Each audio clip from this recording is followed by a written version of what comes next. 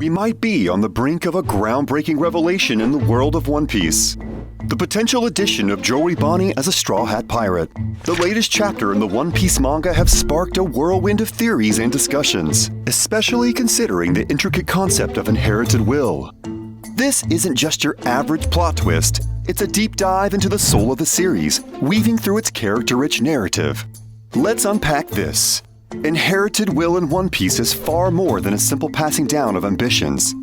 It's the essence of dreams intertwining with a larger, meaningful cause. Take Luffy and his crew, for example. Their journey is not merely about treasure hunting. There's a consistent occurrence of divine intervention here, where our crew finds themselves in an accidental plunge into heroic acts that resonate with the themes of liberty and justice. It's this amazing unpredictability that makes One Piece stand out as far more than just a pirate adventure. It's a saga where personal quests align with grander goals. The Straw Hats have become a microcosm of the entire story, which has been a pattern of shaking up the world, freeing entire nations, and helping people break free from generational curses and tyranny. Now let's talk about Kuma and his daughter Jewelry Bonney. The recent chapters have peeled back layers of Kuma's past, revealing him as a figure of kindness, empathy, and unconditional love, rather than the stoic tyrant he is known as.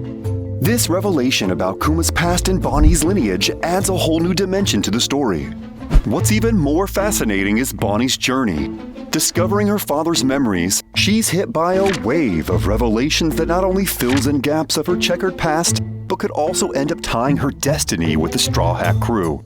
The current narrative is slowly becoming a glaring suggestion to an upcoming alliance between Bonnie and the Straw Hat crew, especially when we compare Luffy and Bonnie's relationship with the world government. They both have developed a motivation to oppose the Celestial Dragons and reverse the residue of corruption that the world government has left behind. Circling back to Kuma, Chapter 1095 digs deep into his tragic past. We're diving 47 years back into a world of despair where Kuma's life began in turmoil. His family, tragically seized by world government agents, were forced into a life of slavery under the Celestial Dragons.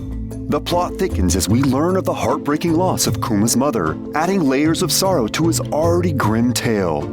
Kuma's father, Clap, amidst this darkness, nurtured hope and faith by sharing tales of the legendary sun god Nika, a beacon of liberation in Buccaneer folklore. Tragically, his attempt to uplift spirits led to his demise by a celestial dragon's hand. Things go dark, and we fast forward to Kuma at God Valley amongst a young Emporio Ivankov and Jenny, who both share the common goal of liberating themselves and breaking their ties to slavery.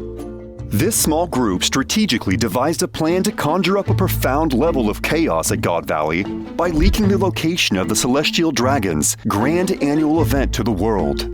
This was obviously going to be highly attractive to pirates from all over the New World, especially because the Celestial Dragons were known to be extremely wealthy, which meant the score would be just too good to ignore. This news would call forth all the heavy hitters from all over the world at the time, like the Rock Pirates, the Navy Heroes Commander Garb, and Roger Pirates to the scene, which inevitably would cause a clash between these great pirates, wreaking havoc through all of God Valley. This strategy would grant our small group of future revolutionaries the perfect window to underhand all these pirates and grab their rare devil prizes displayed at the center of it all. One of the chests had the Nikyu no Mi, also known as the Pawpaw Fruit, a treasure granting the power to repel virtually anything: attacks, pain, sickness, or even propel oneself or others across vast distances. Kuma ends up eating this fruit out of desperation from almost being pummeled by Big Mom after snatching up the Uu no Mi from Ivankov, and uses it to help his friends escape to a random island. This is when Kuma finally gets his first taste of freedom. What's even more fascinating is Bonnie's portrayal throughout her journey thus far, especially after quite literally diving headfirst into all her father's memories. She's hit by a wave of emotions that were well needed in her journey to bring her to a state of closure. Finally unveiling the truth behind her father's decisions, absence, and sudden strange shift in personality.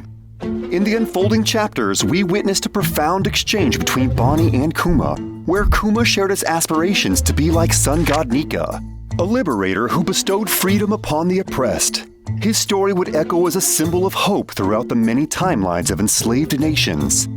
This revealed to us by Who's Who in chapter 1018 when he mentioned that apparently there was a figure that slaves would pray to in the long distant past, a legendary warrior they believed would one day free them, the sun god Nika.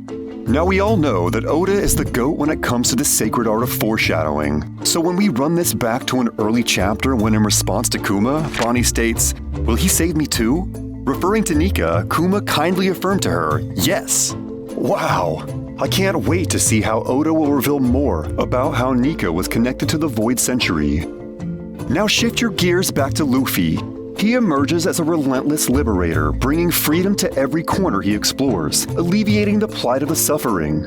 By drawing parallels between Luffy and Kuma, the striking similarities between the two become strikingly undeniable. Consequently, it becomes increasingly evident that Bonnie, recognizing this connection, will align herself with the Straw Hat Pirates, uniting her formidable strength with theirs. Since Jinbei's invitation 400 chapters ago, speculation about the 10th member has been rampant, with candidates like Rebecca, Bartolomeu, Carrot, Momonosuke, and Yamato stirring excitement among fans. However, each time these possibilities have ended in disappointment. Yamato's decision not to join particularly dampened many fans' enthusiasm about a new crew member. But now, in a twist, when expectations are at their lowest, Jewelry Bonney has emerged as a strong Straw Hat candidate. Unlike previous contenders, Bonnie's character, her past significance, and her potential future direction set her apart. We can see that in this final saga of One Piece, the final opponents seem to be aimed at the world government and the so-called God Knights.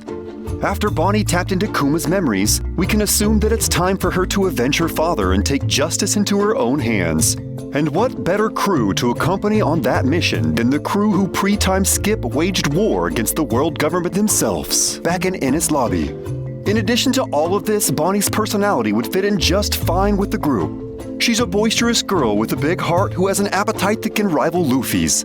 Not to mention, they both pretty much stumbled upon their devil fruit out of an accidental act of gluttony. It's almost as if they're distant siblings or cousins.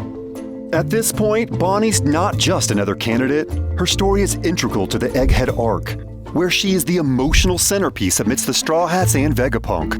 Bonnie's interaction with Luffy and the crew, coupled with her backstory's depth and potential for character growth, align her closely with the crew. Joining the Straw Hats would not only bring Bonnie closer to avenging her father by taking down the world government, but it would also ultimately result in the liberation of many nations subjected to the tyranny of the Celestial Dragons and the world government. This would directly correlate with Kuma's will being fulfilled through Bonnie, which was to be just like the Sun God, the great liberator strolling from nation to nation, bringing joy and freedom to those in need of it.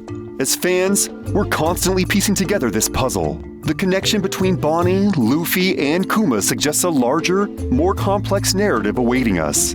Bonnie's latest adventures and her confrontation with her past create a buildup of anticipation for future chapters. Now I turn the helm over to you, Nakama. What are your theories on Bonnie joining the Straw Hats? Share your thoughts in the comments below and let's discuss this together.